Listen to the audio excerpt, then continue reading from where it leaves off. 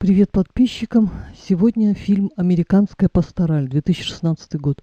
По роману Филиппа Ротта, автор сценария Джон Романо, режиссер Юэн Макгрегор, в ролях Юэн Макгрегор, Дженнифер Коннелли, Дакота Фаннинг.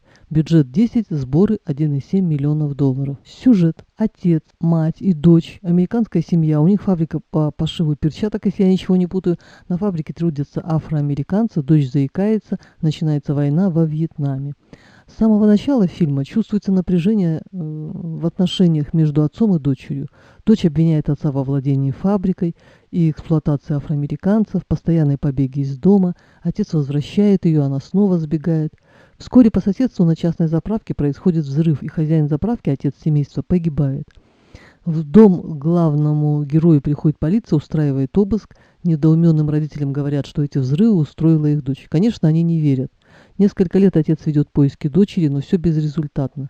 Но однажды через подругу дочери он наконец встречается с ней и видит, что она в плачевном состоянии. Она рассказала, что ее изнасиловали, избивали. Она привела отца на место, где ночует. Это было отвратное место во всех смыслах. Отец со слезами на глазах уговаривает ее пойти домой, но тщетно.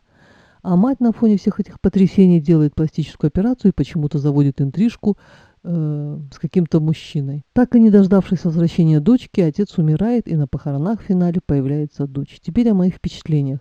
На фильм я случайно наткнулась на ютубе. Начало мне не показалось многообещающим, но увидев Макгрегора и Фаннинг, я решила продолжить просмотр. Так случилось, что за день до этого мне попалась на глаза книга Генриха Боровика, роман называется «Пролог», где описываются события, созвучные этому фильму. Почтенный отец семейства ищет сына, сбежавшего из дома на фоне Вьетнамской войны, движения хиппи. В принципе, герои фильма и романа «Пролог» ведут себя, как все нормальные родители. Беспокоятся, ищут, хотят вернуть свое чадо в лоно семейства, хотят передать им свой бизнес и так далее. Любой из нас, у кого есть дети, понимает, о чем этот фильм. Отец спрашивает у дочки: «Ответь мне на один вопрос. Это ты заложила бомбу и произвела взрыв?» Получив утвердительный ответ, он в ужасе говорит: «Но погиб ни в чем не повинный человек». Но лицо дочери остается бесстрастным. Отец не может понять, почему его девочка, которая бежала в его объятия, когда он возвращался с работы, которая смеялась и тянула к нему свои маленькие ручонки, вдруг стала ненавидеть его. Почему его любовь и забота вызывали отторжение? Когда все изменилось? Этот извечный конфликт отцов и детей. Когда дети взрослеют, наступает момент, когда родители начинают их раздражать, бесить, и некоторые даже хотят, чтобы они, родители, навсегда исчезли с их поля зрения. Конечно, так бывает не всегда. Я тут в Википедии вычитала, что роман очень знаменит, обладатель Пулитцеровской премии 1998 года. По мнению критиков, фильм не дотянул до романа.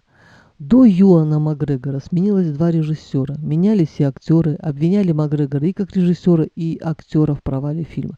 Я не критик, мое частное мнение таково. Макгрегор, Коннелли и Фаннинг – это попадание в десятку. Особенно Фаннинг. Хрупкое создание, внешность вечного подростка, но за незрачной внешностью стальной стержень. Ослиная упертость и верность своим принципам, даже если приходит осознание того, что идеалы и принципы далеки от идеала. Не могу сказать за критиков, но Макгрегор сумел передать мне, как зрителю и матери, горечь, недоумение, глубинную боль за несложившиеся отношения с самым близким человеком на свете, твоим ребенком. Конечно, они все поймут, когда нас не станет, когда подрастут их дети. В памяти всегда будут всплывать образы родителей, будут просыпаться ночью от нестерпимой боли в груди, будут жечь воспоминания о том, как они вольно или невольно ранили их. Но все это будет потом, когда ничего нельзя будет исправить. На сегодня все. Всем пока. Подписываемся на канал.